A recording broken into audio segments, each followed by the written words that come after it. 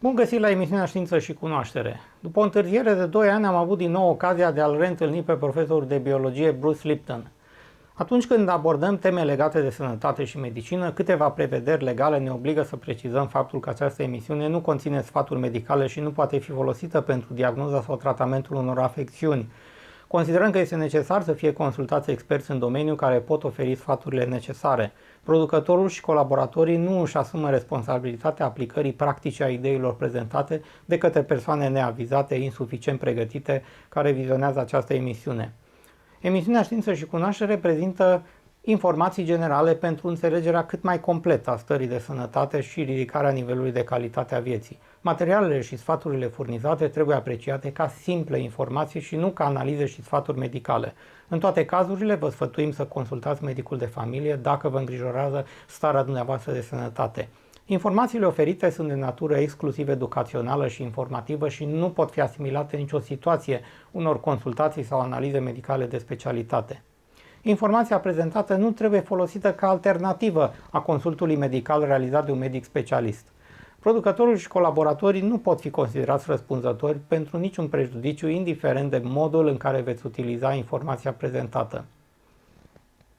Aceste precizări au doar rolul de a vă atrage atenția asupra faptului că s-ar putea să mai existe și alte opinii referitoare la chestiunile discutate. Prin urmare, ele nu trebuie considerate ca fiind 100% validate și demonstrate. Dar asta nu înseamnă că trebuie respinse fără niciun discernământ. Știința nu ar putea progresa dacă nu se oferă posibilitatea mediatizării unor noi puncte de vedere asupra biologiei, sănătății și medicinei. În lipsa înțelegerii aprofundate însă, acceptarea sau respingerea unor idei este la fel de inutilă și lipsită de sens. Profesorul Bruce Lipton folosește des termenul biologia credințelor, dar acest termen nu trebuie asociat unui sens religios sau ezoteric.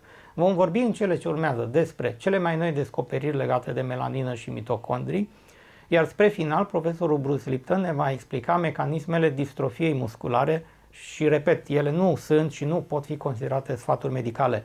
Ca de obicei, profesorul Lipton este un om foarte ocupat și solicitat în permanență la conferințe, emisiuni de televiziune, interviuri și, deși am intenționat să înregistrăm 2 ore, acest lucru nu a fost posibil, dar mi-a acordat un sfert de oră în plus peste cele 60 de minute prevăzute și emisiunea a difuzat câteva materiale de pe website-ul său pe care le-am tradus și subtitrat, așa că unele răspunsuri la întrebări au fost furnizate prin intermediul acelor materiale produse integral de Bruce Lipton.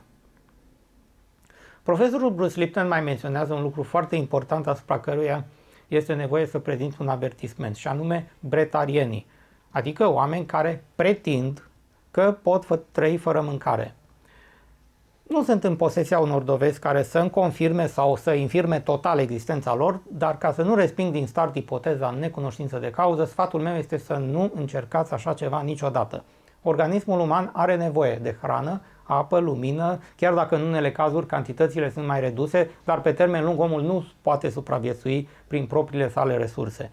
Am încercat să intervin și în timpul discuției, dar fac acum această precizare de a nu încerca niciodată un stil de viață fără mâncare solidă și lichidă bazată pe proteine, enzime și vitamine. Am citit deseori pe internet o frază pe care îmi permit să o comentez. Ceea ce se afirmă fără dovezi poate fi respins fără dovezi. Bun, dar dacă îi atribuim un sens absolut, atunci nicio idee inițială nu ar avea șansa să fie pusă în cercetare pentru a se obține mai întâi dovezile necesare, dovezi care fie o confirmă, fie o infirmă. Emisiunea Știință și Cunoaștere nu își propune în mod exclusiv promovarea doar a acelor idei care sunt deja validate prin toate probele posibile. Prin această emisiune am încercat să evidențiez și alte puncte de vedere asupra unor probleme aflate încă în fază de cercetare nefinalizată. Dacă rezultatele vor confirma sau infirma ipotezele discutate, atunci vom reveni și vă vom anunța. Iar linkurile emisiunilor ce pot fi revizionate și de pe internet vor avea mesaje și anotări legate de tot ceea ce apare nou. Cu această ocazie deja pot menționa 2 sau chiar 3 articole foarte recente. Mitochondria Exchange, reînlocuire de mitocondrii, un deceniu de cercetări legate de transferul intercelular mitocondrial, articol datat 26 august 2015, și al doilea numit When Cells Becomes Organelle Donors, adică în traducere atunci când celulele devin donatoare de organite. Articolul a apărut în revista americană de fiziologie, în ambele fiind menționat numele cercetătorului indian Jahar Bhattacharya.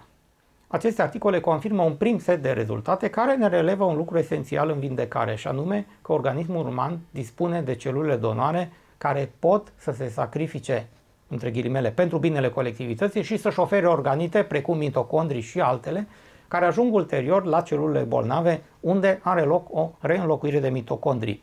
Studiile nu s-au făcut și pe om, dar se bănuiește că acest mecanism este valabil și în cazul omului, iar celulele donare există din abundență. Un al treilea articol, semnat de un profesor al Universității Harvard, ne prezintă o idee legată de circulația mitocondrială între celulele neuronale. Vom mai reveni asupra acestor idei și cu alte ocazii, dar până atunci vă invit în continuare să vedeți prima parte a interviului cu profesorul Bruce Lipton, realizat în luna august 2015.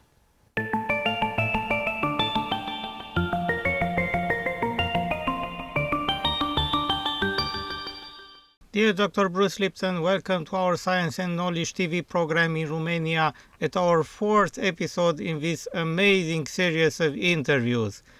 Biology is also an amazing world of knowledge. Christian, I am so honored to be here because I've known you for a number of years now, and I have to tell the public that I knew you when you were thinking about ideas of putting some science together and putting some books together and communicating with the public. That was just an idea, and now you have actually created it and manifested it, and I want people to know how your intention has created reality and how you have created this life. And I want to congratulate you on taking an idea that was kind of weird for a lot of people and bringing it into their mind. So congratulations, and thank you for helping our world evolve. I thank you very much for your kind words, and to me it is amazing you didn't age. You are the same as 6 years ago when we first met. I'm not wanting to age, and age is a belief. People think we age and then we become age, and the fact is, no, this is not necessarily true. We have stem cells. Everybody has stem cells in their body, which are embryonic cells. And every day you're replacing hundreds of billions of your cells with brand new cells. So the significance is we should stay young every day. But people believe we get old, so that belief makes the chemistry of the brain go to the body, and that chemistry then creates aging. So I notice that you're doing pretty good yourself, my young friend. Yes, but most of my change, if I am not very subjective, most of it happened in one single year, and that is from summer 2014 until summer 2015. I recently met a neurology professor from Texas who was impressed when he saw the photos. Yes. Well, that's what you are. You're making evidence and examples that people can see. Otherwise, it's just an idea in their head, but you're making it real, and then people have to do with real. I can't deal with an idea, but I can deal with something that's real, and you are a real person doing a real thing, Christian, so good. In the meantime, since we met last time in 2013 and unfortunately we had not met in 2014, a lot of new issues and changes happened to me and in biology in general, and I'd like to talk about them in this special meeting. First, please tell us what is melanin, and then how do you see this amazing discovery of a Russian scientist which said that beyond mitochondria, melanin could be the most important source of energy for the cell. He is actually saying that the melanin from the skin and around optic nerve can split water molecule into hydrogen and oxygen, and as plants are doing photosynthesis, we humans can also make something similar. Well, this is very exciting, and it's actually not new. A friend by the name of Frank Barr, B-A-R-R, wrote a whole edition of a journal on theoretical biology back about 1970, 1980. A whole edition he dedicated to melanin and talked about things that people had no idea of, and they're just waking up to now. So it's 40 years ago. I was in contact with Frank Barr about all this, and his ideas are now becoming more publicly accepted, and that is this. we used to think of melanin, which is pigment in the skin and throughout the body, as something that just blocks the light so that you don't get a sunburn. So as you go out and get more sun, you make more melanin, and then your skin gets darker, but that prevents the UV light, the ultraviolet light from the sun going into your body, because ultraviolet light can cause mutations. Well, then what the original understanding was, oh, well, melanin is just pigment, absorbs the ultraviolet light and prevents the mutation. So we say, oh, that's all it does. It just blocks the light. But now we find out it is very, very, very powerful. So let's first of all, let's start off with what is melanin. It's a pigment. That means a molecule that has color to it. So the colors of fruits and vegetables, from blueberries to carrots to broccoli, they all have beautiful color. I say, where's the color come from? Because there are pigments, just like dyes or stain or paint, pigment molecules built into the cells, and the different pigments give us different colors. So that's why you can have yellow carrots and blue blueberries, different pigments. So at first they thought it was just to make shades of color and patterns on animals, all the little markings and things like that. And they go, oh, yeah, that's all it does. But there's something more to it. And that is this. If you look at the electron microscope picture of melanin, it turns out to be what we call a granule, like a grit, like a piece of sand, like a granule of sand. But inside the melanin pigment, it's crystalline. It's a crystal structure, just like quartz is a crystal structure, or diamonds are a crystal structure. Melanin is a crystal structure. You say, so what's the relevance of crystals? I go, well, of course, everybody who works with crystals know that crystals absorb energy. And that's why you have healing crystals that have certain vibrational energies and all that. So crystals absorb energy. Well, the fact is, so you take energy in from the sunlight. Sun is light, photons. Photons are energy coming in. And energy could burn things. I mean, you could get skin burn from being in the sun. So the idea is you want to trap that energy so it doesn't burn something. Well, they believe that first, just melanin just trapped the energy. But then we went deeper and found out not only does melanin trap the energy, but melanin can convert the energy into something else. So it doesn't just trap it and hold sunlight. It traps the sunlight, which is energy, and then uses that to create different things from that energy. Okay? So melanin translates energy into other forms of energy. So in other words, biology energy, the one that uses to drive your cells, is a different kind of energy than from the sun. But the sun's energy can be converted into biological energy. And what do I mean by that? If the sun hits you, the melanin absorbs the sun, but it doesn't just end there. The melanin transfers or translates the energy into a different form of energy. So it makes one kind of energy a different energy. It takes photons of sunlight energy and uses that to make energy for the body, for metabolism, to create energy in our bodies, okay? Now, here's what's really important. This is really exciting because I don't know if you know about this, but this is exciting.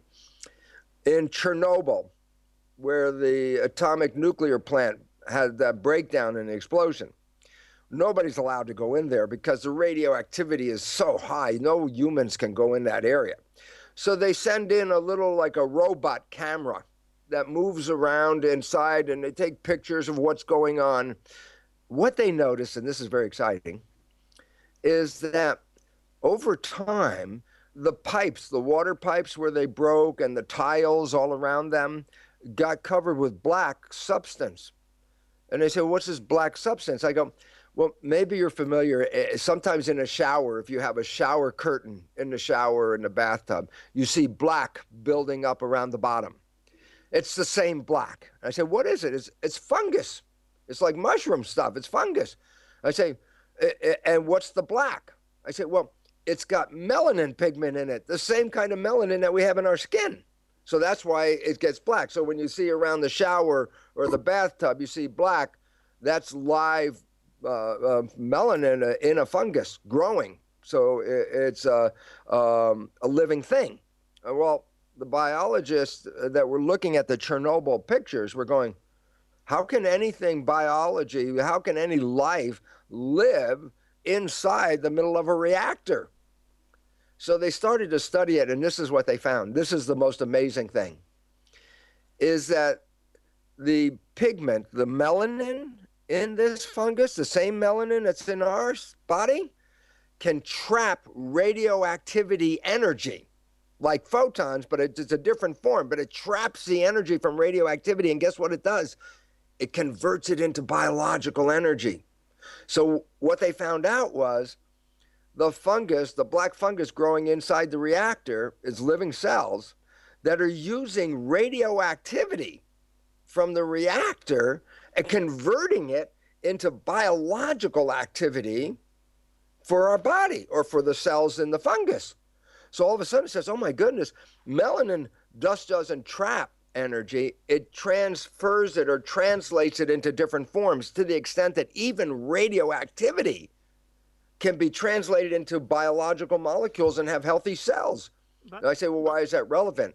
And the last point is this: we are filled with melanin pigment. Yes, but for a better understanding, we should not let the viewers believe that any kind of radiation from the environment is good for us. Our bodies could be destroyed if the levels are too high. So the viewers must be warned about this issue. Oh, absolutely. But the fact is, what we're talking about is there's radioactivity everywhere. And especially where I live now in California, we're getting radioactivity from Fukushima, from Japan, that was released into the ocean. And that radioactivity is now hitting the coast of the United States in the water in the ocean. It's altering life in the ocean to a degree. So people are very afraid. And I'm saying, look, there's a certain amount of radioactivity, a certain amount, and you're absolutely right, Christian.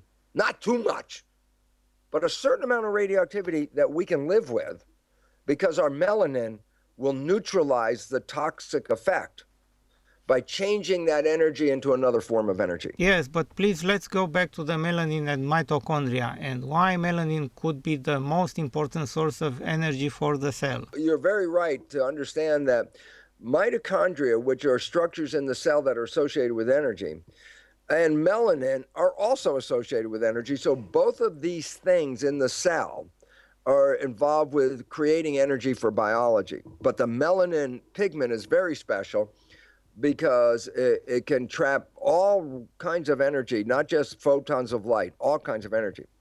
And there's an important thing, because you brought this up in a question to me, Christian, and that is, well, if everyone says melanin pigments are to capture photons of light and prevent the UV radiation from hurting us, then you have to say, but wait a minute, as you mentioned in your work, there are melanin pigments all inside the body as well. In the brain, there are two major areas of melanin pigment. Locus coeruleus and substantia nigra are two areas of the brain that are very important in function that are completely black. And they're black when you look at them because they're so filled with melanin. Yes, but it is said that melanin is only present on the skin and optic nerve and those areas of the brain that you just mentioned. But if that is true, then how could it transfer the splitted oxygen and hydrogen protons into the deeper cells of the body to supply their needs for energy? Yeah, well, first of all, let's correct an error. The pigment is scattered throughout the body. When you open up a human body, there's pigmented areas all throughout the body. So I need to bring this up because when we only talk about pigment as trapping energy and then creating biology energy from it, we're also missing another aspect. Melanin is an electromagnetic shield. And when you put melanin around something, you are, protecting it from electromagnetic waves because the electromagnetic waves get picked up by the melanin and then converted into biology. So melanin is like a wall. Light, electromagnetic energy is coming this way, hits the melanin, and doesn't come out the other side. So it stops. So that's why important areas of the brain have lots of melanin. It's so much melanin, as I said, like the name substantia nigra means the black substance in the brain.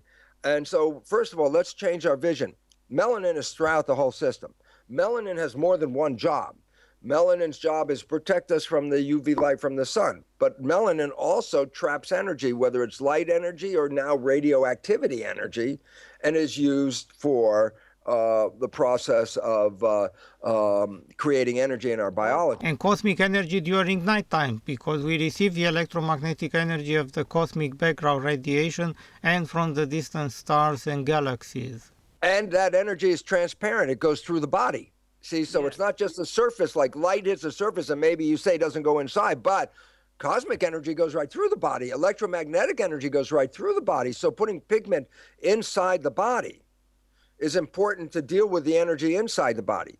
They also talk about, in our eyes, we have a retina in the back of the eye where the light comes in and the nerve cells pick up the light, and then there's a layer of black pigment. And they say, well, that absorbs the extra light so light doesn't bounce around inside your eye and confuse you. But it turns out there's more to it. Not only does melanin take in energy, but melanin releases energy. Melanin can put something back in.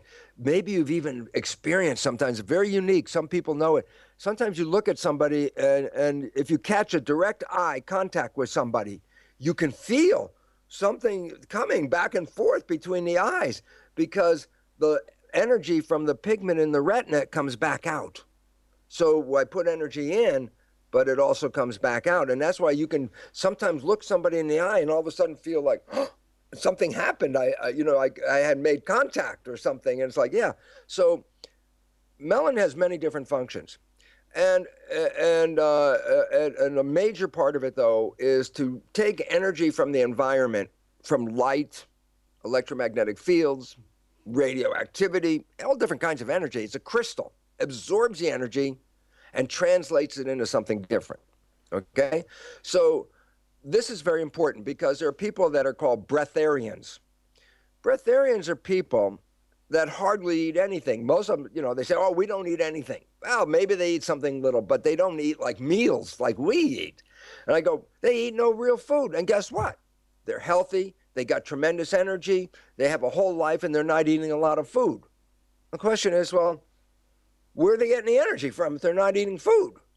And it turns out the melanin is an ability to trap energy from the outside and bring it to the inside.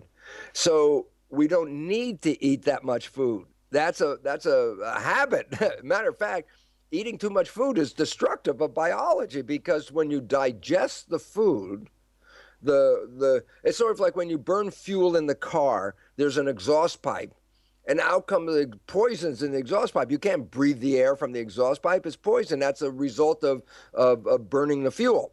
I say, well, in biology, we burn food, the fuel. That's why your body gets warm because you're making miniature little micro fires with food. You're burning food and you're giving off byproducts. Many of these byproducts are called free radicals.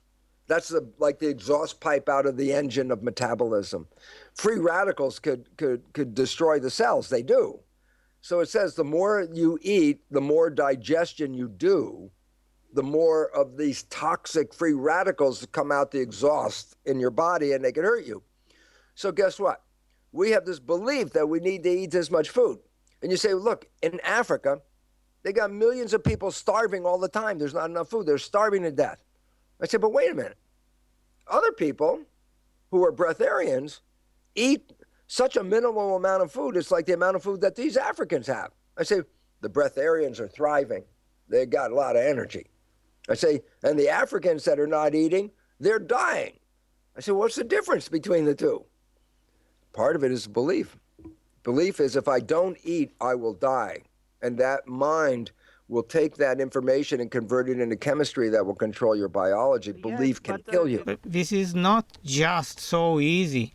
I might agree with you, but our viewers won't understand what kind of belief are you referring to, because it is not a religious belief and it is not a theoretical agreement which simply can lead everybody to the same results. This kind of belief written between quotations marks is in fact a very complex subconscious and physiological mechanism, and it cannot be triggered just by saying, okay, I'll agree with you, Bruce Lipton, and that will solve the problem. As you said, having the same amount of food, the Africans are dying while other very few people on the world can live very well with that. But in my case, whatever I did is rather associated with a cell transformation process and not a mental agreement. Our viewers might ask why they can't do the same thing as you said. The physical reality and the mental reality are linked together and they act together. They cannot act separately. Everybody can do this, Christian, but you said, how come most of my audience can't do this? How come most of my audience doesn't believe this is true? How come most of my audience is, if I stop feeding them, they're going to die? And I say, because there's more than just the reality of the physical reality. There's a mental reality. And the mental reality controls the behavior and the genetics of the cell. I'll give you a very simple, very pointed example. Look, I hypnotize you, so you're in hypnosis. I tell you I'm going to touch you with a burning cigarette. I take my finger and I touch you on your arm. But you think in hypnosis it was a cigarette. And I say, what happens? I say, within a few minutes, many people will get blisters like they got burned. I say, yeah, but I didn't burn you. I touched you with my finger. I go, the mind thought it was being burned, and the mind sends signals to the cells, not everywhere in your body. You send it right to where I touched you. And send right there, make a blister because I got burned. I didn't really get burned, but the mind thought I got burned. And the mind created the blister for no reason because I didn't get burned. And I said, well, what's the point? The belief of the mind overrides reality. Reality is, I didn't burn you. Belief, I did burn you. The belief was so powerful that it actually created a blister when I didn't burn you. Now, if you understand that, then you recognize this. Number one, the blister didn't form anywhere in my body. It formed exactly where I touched it. And all of a sudden it says, the brain is so specific. It says, where you touch me, I got burned, create a blister. Now, if you were in the cells down here, if you were in the cells are going, we didn't get burned. But the brain said, I saw you did. And the brain will make it happen. So why is this important? The brain is so specific in controlling biology, it controls it beyond reality. I didn't get burned. The belief is I did, and I get burned. Okay? Here's another one. If I ask you right now, Christian, go outside in the parking lot, and I want you to pick up a car. And you go, I can't pick up a car. I say, now there are many stories from all over the world. I collect them for my lecture of women whose baby or child is trapped under a car in an accident. And these women are not athletic or nothing. But in that moment, they can lift up the car to help get their child out. And I go, now most people, even those women, before that accident, you say, can you lift up a car? They say, no, yeah, they try and lift up. They can't lift up the car. You can't lift it up. But I say, in that moment of belief, that my child is under there, I'm not letting a car stop me from picking it up. The belief changes. Belief says, I am lifting up the car, get my child out. And guess what? Boom, they lift up the car. And they're not even athletic. Yes, this is very amazing. But please, let's continue with my questions.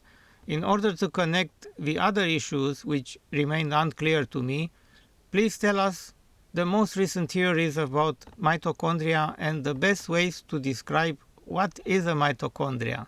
Okay. A mitochondria is inside the cell. It's like a little balloon of membranes. It's like a plastic baggie filled with stuff. Okay? It's like a little chemical reaction pot. It's like you put a lid on a pot, you mix chemicals inside and something goes on. A mitochondria is like a bag with chemistry going on inside. I say, well, what's the chemistry? I say, well, number one, when we talk about digestion, when we say you eat some food and digestion, I mean, so you break the physical molecules apart. You take the fat, you break it apart. You take the protein, you break it apart. Digestion. But there's the lowest level of digestion is what? So I break apart the molecules. So what? I need to get energy. Well then that takes the molecule, the atom, and takes it apart. So the lowest level of digestion, the bigger level, break the food down into molecules. The next level is, yeah, but I got the molecules and I can use some of them for building blocks, but I also need energy. Where do I get the energy from? If you take the atoms that you broke down in digestion and then break them down, you can release energy from atoms called electrons. And so the mitochondria's job is like the ultimate digestion. It didn't break the food down into atoms. It takes the atom and breaks it down into energy. So the mitochondria are the structures inside a cell that take the final digestion of food, which is now the atom of the food, and breaks it out and gets electrons out, which are usable like energy units, like little charges of electricity, little energy units, okay? And therefore, the mitochondria's job is to provide energy to the cell so that it can create biology functions. I said, well, I just said something like that about melanin. I said melanin grabs energy from the environment and then releases it inside the cell. So I say, well, I got mitochondria that are making energy and I got melanin that's making energy, but I say there's different. Mitochondria use the chemistry and break the chemistry down. Melanin doesn't work with chemistry, it just works with pure electromagnetic energy. So it's not digesting anything, it's just grabbing the energy. Just like plants have chlorophyll, which is a similar kind of thing. It's a crystal molecule. It grabs the sunlight and then uses the sunlight to make food, the energy to create food. I say melanin is an animal protein. It's not in plants, it's an animal protein. There are different pigments in plants. Mitochondria use chemistry to create energy. Melanin just grabs the energy out of the air, just like photosynthesis in a plant. It grabs the sunlight and then uses that energy to make food. Melanin grabs the energy out of the air and uses that for us to make energy. That's why we don't have to eat so much food. Yes, but this kind of abilities, some people do have it from birth or very early childhood, while me and others had to educate it. And that is not easy. It is really very, very difficult to do it. Most of us will never do it. Yeah, you see, but when birth, you say, well, you got this from birth. You mean you think you got this information from genetics, that your parents passed you some genes to make this, or genes that prevent this? And I go, it's not the genes. What you got from birth was a belief, a program from your mother and your father, that as an infant, you have to watch their behavior to understand how life works. You don't know. You just got here on the planet. You're a baby. What do you know? So nature designs the brain to observe the mother and the father's behavior so that the infant knows how to behave because it watches the mother and the father.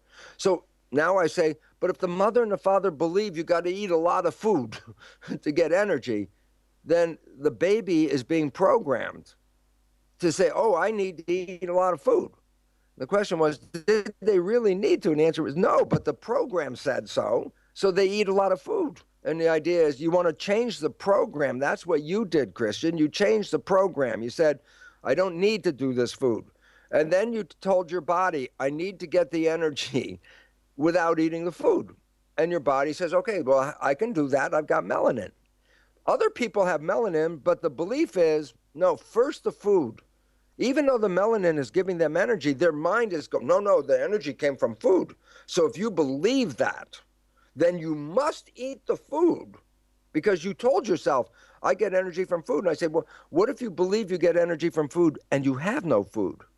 Oh, then I say, well, then your belief says I can't live because I have no food. I have no energy. And then I die. The belief killed you, not the lack of food.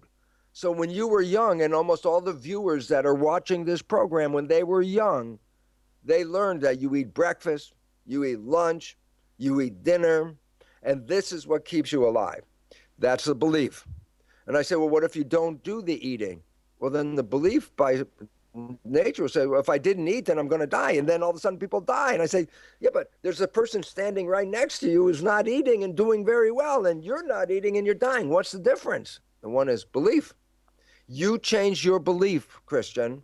You change your life. The other people have a belief, and it's preventing them from, because you had to work at changing it. It didn't just change because you said so. You had to work. Other people say, well, it doesn't work for me. I say, yeah, but you didn't do what Christian did. You actually have to do a new learning, a new behavior, a new way of living. You got to practice it, just like learning something new. If you don't practice it, it's not going to work. So there are many people watching and saying, well, I don't believe that. I go, well, if you don't practice it, you'll never do it. Christian, well, he practiced it. And he said, I'm going to learn how to do this. So he taught his body how to get more energy from the field than to depend on the food. That's what you did. And I say, other people can do this, but you just can't say, oh, okay, today I'm not going to eat any more food. I go, you can't do that. You've been living on the belief of food. You have to slowly change, stop eating as much, little by little change. Because if you stop today, let's say I'm eating a regular meal, then today I say, okay, I'm not going to eat. In a few hours, guess what? I'm going to get hungry. I say, oh. I said, that's because my system says, you didn't eat, eat some food now. Yes. I go, what? Okay, but please, let's go back to mitochondria, and there are two distinctive kind of problems. Problem number one, if the mitochondria is no longer producing ATP, the battery is dead. Then many degenerative diseases can be explained, like the one I had. Problem number two, if the mitochondria is working, but having mitochondrial DNA mutations, then a lot of very nasty mitochondrial diseases appears, which are very, very hard to cure. Absolutely. Look, when you have a car, you have lots of parts in the car. And every part has a function. And if you take one of the parts out, the car doesn't work good anymore. I say, well, mitochondria in the engine of the cell. Mitochondria have a job to do. If you destroy the mitochondria, then the job can't be done. And if the job is to make energy, and I say, well, if you're using this energy to grow and to do things, and you stop making the energy as you just said, then the system's not going to survive. Why? It didn't make the energy. So when mitochondria disappear, when mitochondria degenerate and they break down, then you're losing that ability to make energy, and the result over a period of time is you're going to die from that. Then you said part two, if I alter the genetics of the mitochondria, I alter the function. Oh, well then when you alter the function, it means it may not work right anymore. You take a part in your car, like the spark plugs. If the spark plug stops firing, the engine's not going to work good anymore either. So mitochondria are a necessary part of the engine. If you alter the mitochondria function, you alter the activity of the engine. And this is why it becomes important then to recognize that mitochondria are not just there. Mitochondria are there and doing a job. And when something interferes with the job, then it interferes with the production of energy, which then means the cells are going to run out of energy and they're not going to be able to stay alive. And that's what it comes down to. There is a metaphor between having money in a bank account and having energy saved in our cells. I propose to our viewers to watch this video and then continue our discussion. Yes.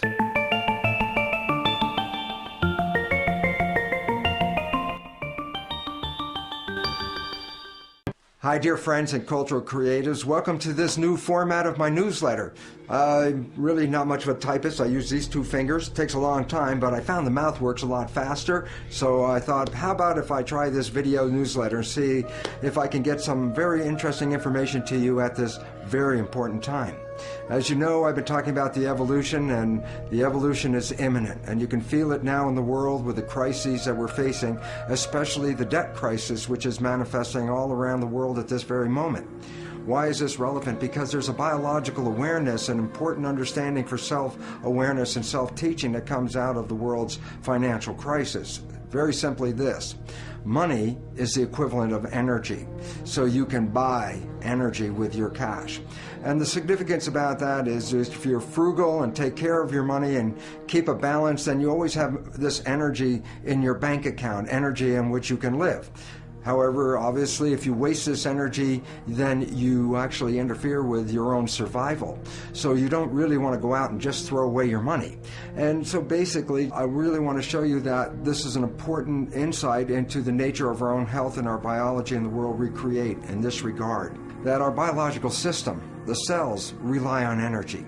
Without energy, there's no life. So fundamentally, you have an energy budget that gives you life. And in fact, in the body, energy is in coins called ATP, molecules that represent units of energy. So in fact, biologists refer to ATP as the coin of the realm. The significance of ATP is this, is that ATP molecules are like units of gasoline, like gallon of gas, that are used to fuel our biological processes. So to stay alive, we have to have all this ATP. So there's an ATP account in your body right now. But the question is, how do you use this ATP? And now here's an important fact, that 25% of the total energy in your whole body is used to operate your brain. So all of a sudden you start to recognize that the brain uses energy at the rate of muscles of a marathon runner. So brain and muscle activity are pretty much the same. And so why is this important? Because as you're using your brain, as you're using your thinking, you are actually using energy. Now, why is this relevant? The answer is very simply this. Because the way we've been using our thoughts are not necessarily productive. As a matter of fact, sometimes our investments of our thoughts are actually counterproductive because our thoughts create a reality that we then have to overcome. So basically it says that we must start to become aware of our thoughts. And why is this important? Because thoughts represent units of energy. Every time you have a thought, you use energy. Why this becomes relevant is, if I give you a checkbook for your bank account, you don't go down the street and just write checks to people like, oh, hey, you're a nice looking guy, here's $10 for you, and oh, here, little girl, go out and buy yourself a little car, here's $1,000 for you. And you don't give away your money. Why? Because giving away your money is giving away your life. So basically, you become very frugal when you have a checkbook in your hand. Now what I'm trying to tell you is this. You have an energy budget in your body. The energy is what keeps you alive. When you start using energy and writing checks where you get no return from your energy, then it's exactly the same as writing checks out of your bank checkbook and giving away your cash. So why this becomes important is the biology of belief reveals how our thoughts create our reality. And if you start investing in thoughts that are counterproductive, thoughts like fear, or what am I going to do, and how am I going to escape this problem, or how's this going to go wrong, and all these other kinds of thoughts that are negative kinds of thoughts, then realize this, you are actually not just using your energy for having these thoughts, but these thoughts are also what come into your reality. What you focus on with your thoughts, your brain will manifest as reality. A wonderful quote from Bhagavan Das, I really love this one. He says, worry is a form of praying for what you don't want. Think about that. When you worry, you keep on your mind objects that get you nervous and scare you, and the more you keep them in your mind, the more the mind converts that into reality. So, what's the message for this month? It's to become energetically frugal with your money in your body, and that is this. Your thoughts use energy. Your interactions with life use energy. So if you want to survive, then realize one simple fact, and that is this. Everything you do in your life, you put out energy for. Therefore, start to review what you're doing in your life. Because if you're putting your energy into things you cannot change in this world, that is exactly the same as writing a check and just throwing away your money to the outside because you get nothing back from it. So think about this very interesting reality, that you have this energy checkbook. And every time you use energy, you have to say, is the use of this energy going to enhance my life, or is it just wasted energy? Am I getting involved in a political argument with people where I'm going to use up all my energy, and will I have changed the world? No. Am I going to use up all my energy to try to convince other people to change their life or change their way of living to make them even healthier, and they're not ready to do that? I'd be wasting my energy. So here's an interesting thought. If I gave you an energy checkbook and asked you to write a check every time you had to have a thought, you would have to then ask yourself, is this thought going to enhance my life, or is this thought going to take away from my life? And then when you start to realize that, you start to direct your actions where you put your energy into things that enhance your life and give you an opportunity to survive and to go beyond survival and really into thriving. So the point is this: we are facing some rough times. The more thoughts you put into the negative aspect, the more thoughts you put into the fear, not only are you just wasting your energy, but as in the Biologie belief, these negative thoughts, these negative stresses actually impair your immune system and bring on disease itself. So, for this month, think about it this way. You're living on a budget, and that budget is actually what represents our life. And if you're going to use your budget wisely, put your thoughts, put your energy, put your money behind those things that enhance your personal life and enhance the community that you live in and support the evolution that we're going into, rather than wasting your energy fighting the old system that's falling apart. This is your opportunity to get out of that system and build something more sustainable, something we could all live on, something that we can all thrive on.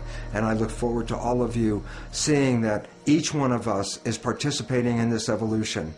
And I really hope that you can understand that my wishes are for you is to conserve your energy to create beautiful rather than worry and manifest the other. Thanks for listening to this message, and I surely hope you have a wonderful month, and I look forward to talking to you soon, because this evolution is imminent.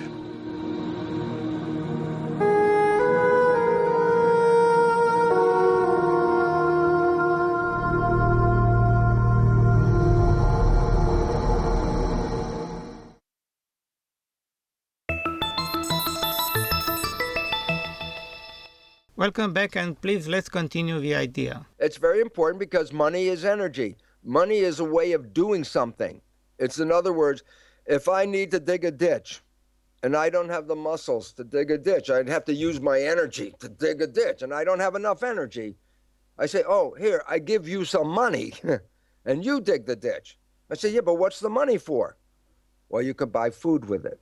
You can buy a house with it. You can, so it's using energy. Okay, that is energy. It's a unit of energy. I have a question from one of our viewers, and she is interested in your earlier research in muscular dystrophy. She is about 25 years old, and her question is, what is the current situation of the muscular dystrophy research? And what would be your best comment about how to overcome this illness? She has muscular dystrophy of limb girdle since age of 13 years old. The idea about limb-girdle muscular dystrophy is that it interferes with the function of the muscle cells and they begin to die, a lot of them. We have always blamed the muscle as saying, oh, the muscle is sick and the muscle is dying. And my research started looking and say, you know what? It's the circulation system is having a problem.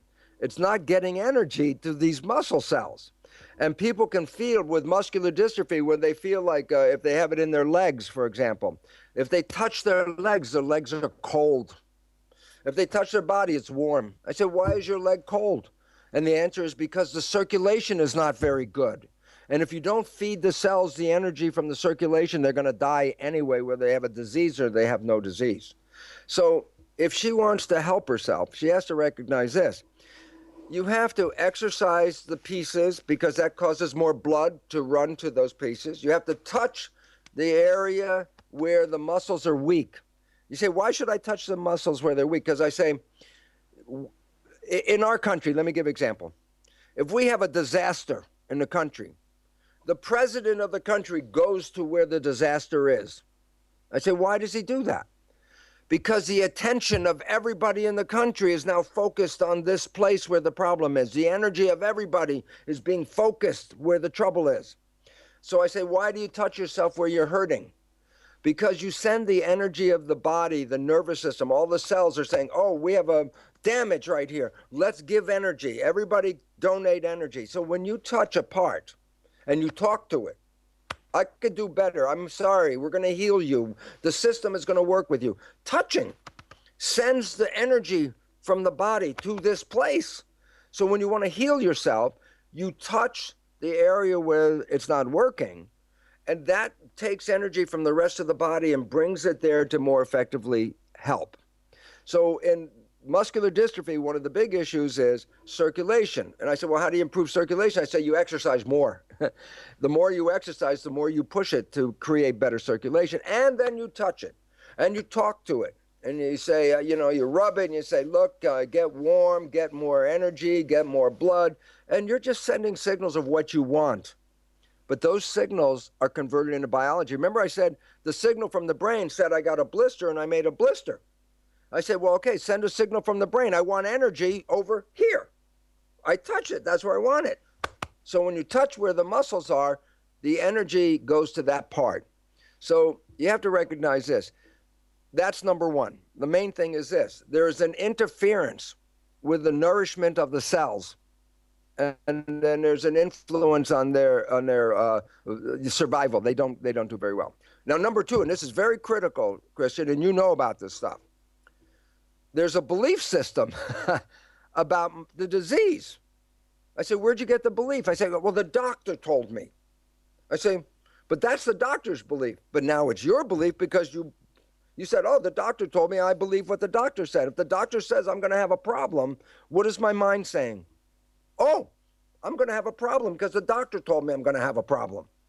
And this is why it's important, because when we were young and we were programmed, one of the things we learned as children is that there are professional people in the world and you're not a professional. If there's a professional person, what did we learn? Oh, their opinion is true. My opinion is not so true, because what do I know? This is a professional, I'm not. The doctor is a professional. So what did we learn in our biology as kids? When a professional says, this is your problem, then that means it's true. And I say, what does that mean? I say, well, the brain believes it's true, then it will create the problem. Look, the brain believed I got touched by a cigarette. I didn't get touched by a cigarette, but the brain created the blister. Why? Because it believed it. And I say, well, then what's the diagnosis? Oh, your muscles are going to get weak. You're going to lose the ability for movement. It's going to affect how you live, and you're going to have all kinds of problems, and you're going to die early. That's what they say. I say, if you believe it, just like I believe I'm going to get touched by a burning cigarette, if you believe what the doctor says, then you will send signals to those cells to create what the doctor said. And this becomes important because when a doctor says to somebody, you have 3 months left to live, how does the doctor really know that? But guess what? The patients almost always die in 3 months. Why? Because the doctor told them they were going to die. They believe that. And I'm trying to say, so there's reality and there's belief. And in muscular dystrophy, there is a reality. Yeah, there is a problem. But the belief that the doctor gives does not give hope. The doctor doesn't say you're going to get better. The doctor says it's from here downhill. From here, it's going to get worse. I say, well, then they didn't even give you an idea or suggestion that you could get better.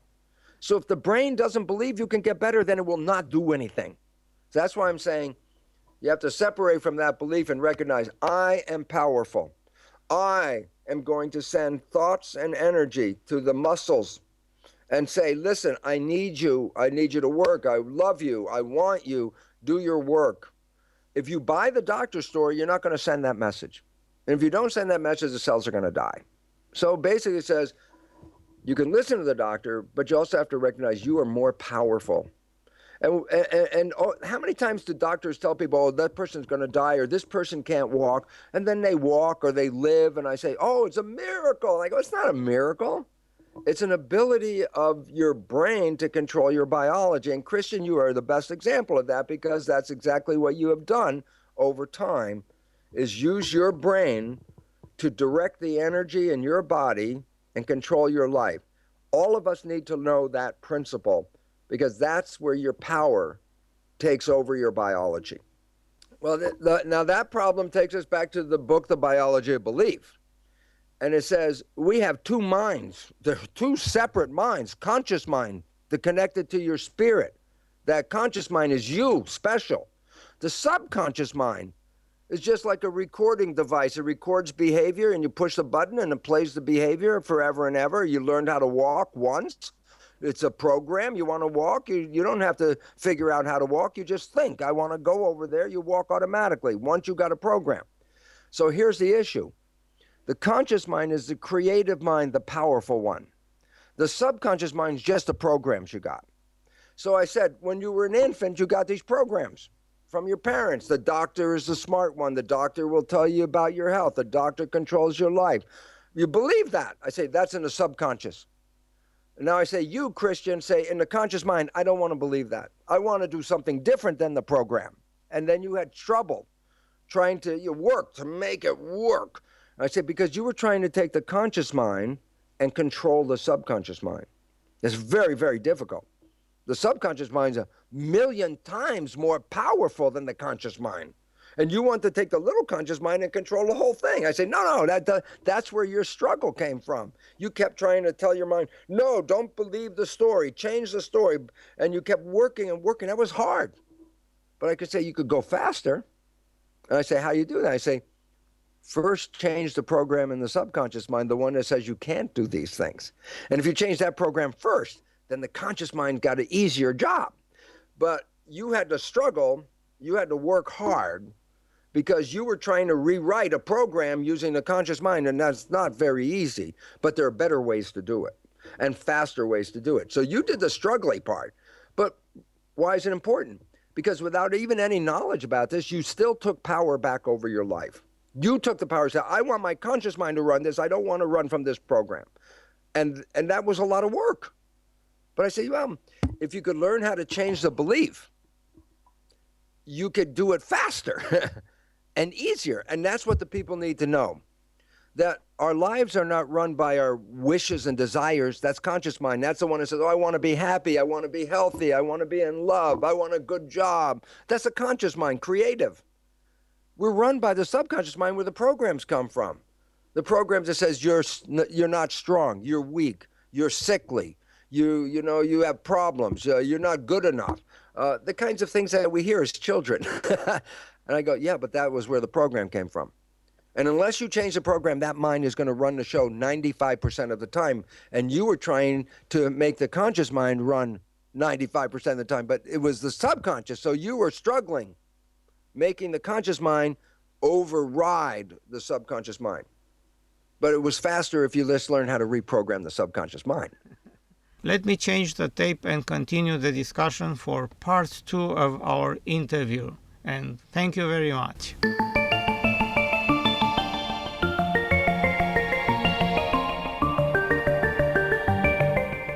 Am schimbat rapid caseta și am mai continuat discuția, dar Bruce Lipton era deja asaltat de numeroase mesaje și apeluri telefonice, dar eu mai aveam întrebări importante să-i pun. Revin din nou asupra avertismentului legat de faptul că această emisiune nu conține sfaturi medicale și nu poate fi folosită pentru diagnoza sau tratamentul unor afecțiuni. Considerăm că este necesar să fie consultați experți în domeniu care pot oferi sfaturile necesare. Producătorul și colaboratorii nu își asumă responsabilitatea aplicării practice a ideilor prezentate de către persoane neavizate sau insuficient pregătite care vizionează această emisiune. Emisiunea Știință și Cunoaștere prezintă informații cu caracter general pentru înțelegerea cât mai completă a stării de sănătate și ridicarea nivelului de calitate a vieții. Materialele și sfaturile furnizate trebuie apreciate ca simple informații și nu ca analize și sfaturi medicale. Contrar motourilor crede și nu cerceta, respectiv ce se afirmă fără dovezi se respinge fără dovezi, eu vă propun un altul, și anume, nu respingeți nimic, dar căutați toate dovezile disponibile și aprofundați fără să fie nevoie să credeți. Data viitoare vom vorbi despre telomeri, îmbătrânire, despre ce se mai întâmplă cu medicamentele și ce efecte au ele sau mai degrabă nu au, și vom completa emisiunea cu materiale video produse chiar de Bruce Lipton și care acum se încadrează foarte bine în topicul discuțiilor. Emisiunea se difuzează pe TVR Cluj în fiecare sâmbătă și duminică, începând cu ora 18:30 și se poate revedea ulterior și pe internet. Fiți alături de noi data viitoare la o nouă întâlnire cu Știință și Cunoaștere.